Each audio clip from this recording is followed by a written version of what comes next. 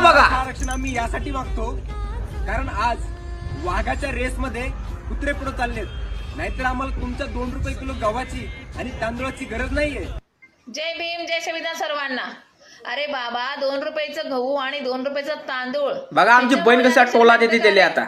नाही म्हणजेच मुख्यमंत्र्याकडे पण राशन कार्ड आहे म्हणजे त्यांना पण आरक्षणाची गरज आहे का?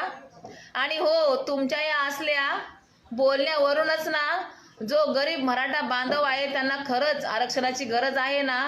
तुमच्या या असल्या वागणुकीमुळे गरीब मराठा बांधवांना आरक्षण भेटत नाही तुमच्या या असल्या बोलण्यामुळे. समजलं का?